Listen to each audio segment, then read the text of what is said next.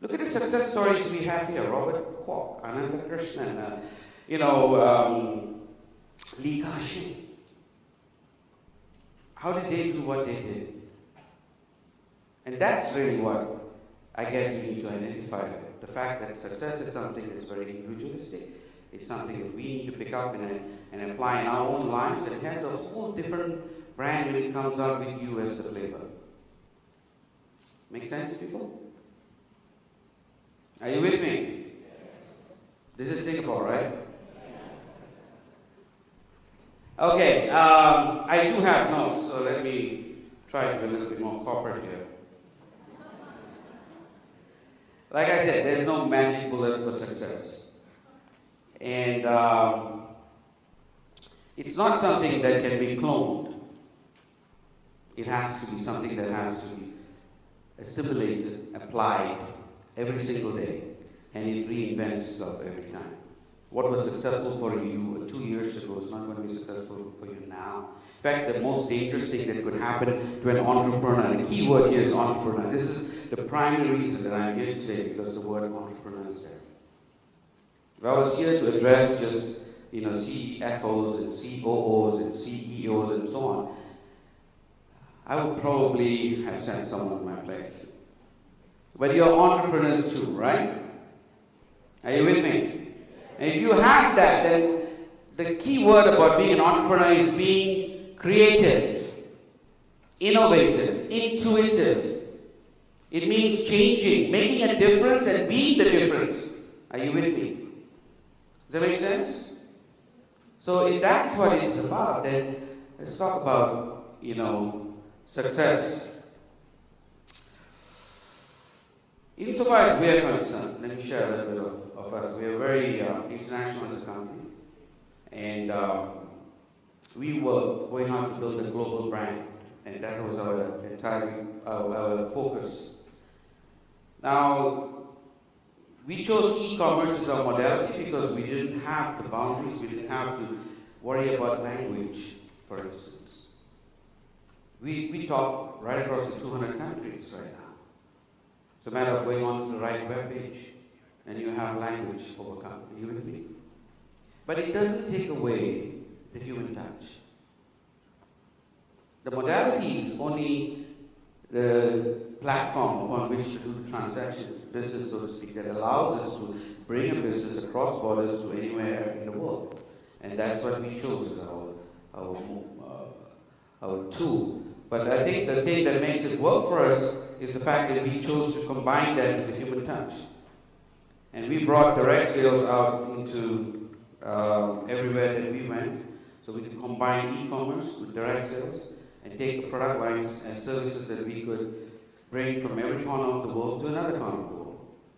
And I think we were just a little bit ahead of the game at the time, which is why a lot of people out there then subsequently try to do what we do. But success cannot be cloned. So it didn't exactly work out for everyone else. But we had to reinvent ourselves all the time. What takes a company from $0 to $1 million turnover a month is exactly what you need to remove before you go from $1 million to $10 million. That mindset has to change.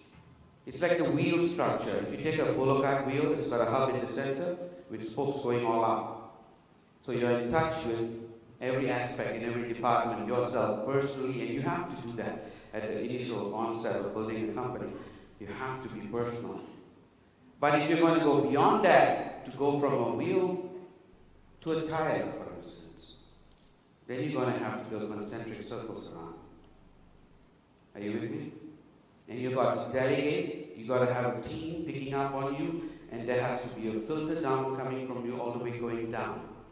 So that, and you've got to keep checking to ensure that this happens. It's continuous touching, retouching, building, working with people, and ultimately it's not companies that succeed, it's people who succeed.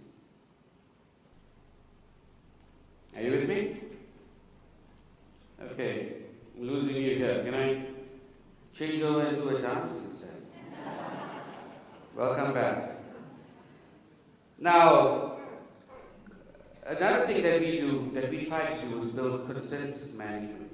It's very important to me to hear everything out there. Not necessarily follow, adopt, implement, but to hear it.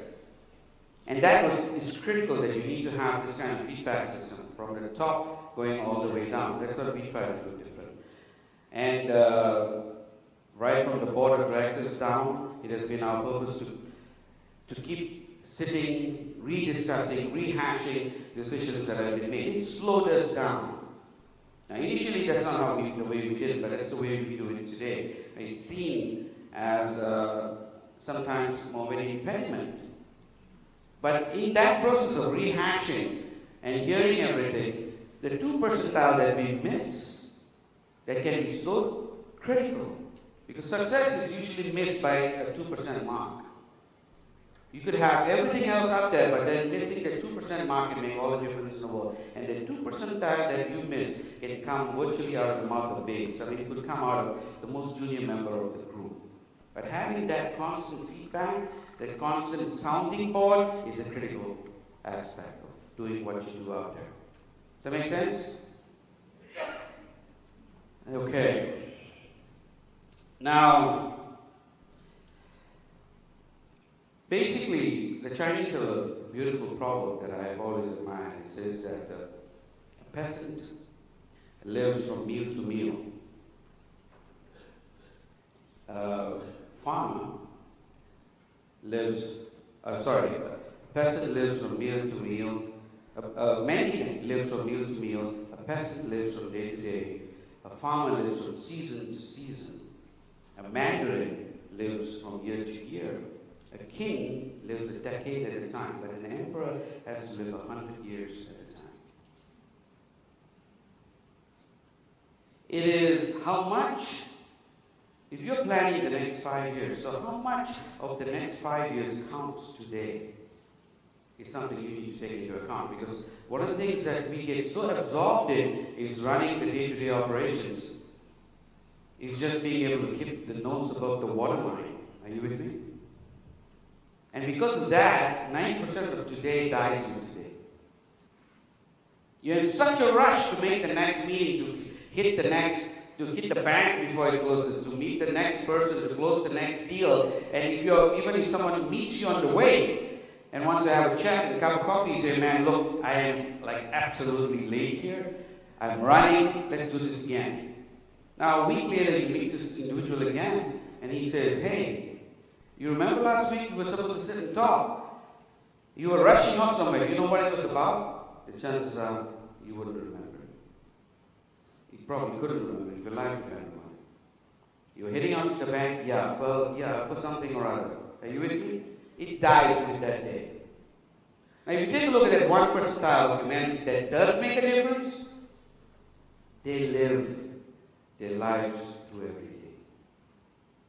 Be it Mandela, Martin Luther King, Mahatma Gandhi, Mother Teresa, or we can go across to the crop world, Mr. Gates, Mr. Dell. They all have that. Sam Walton, I was fortunate enough to meet that gentleman I used to live in Arkansas, and he had a college that was his pet project called College of the Ozarks, University of the Ozarks. They then used to come down there, park a little bit, walk around, meet people, and on a number of occasions we had a little chat. And his vision filled his day. You with me? It drove him. He never lost track of where he was heading in 5 years, in 10 years, or in 15. Are you with me? And that is what I think made the difference. That's one lesson I take back from Mr. Walton. It's exactly that. I have to slow down during the day so I do not get caught up with the day. I need to detach myself from it and take a look out and say, what do I do over the next 5 years? What can I do today that will count in 5 years? And I need to have a little sounding board to see that I'm looking into that every day. Because that thread of existence is the difference that I have found whenever I've met, read, talked to, seen movies about this 1 percentile of humanity. Are you with me?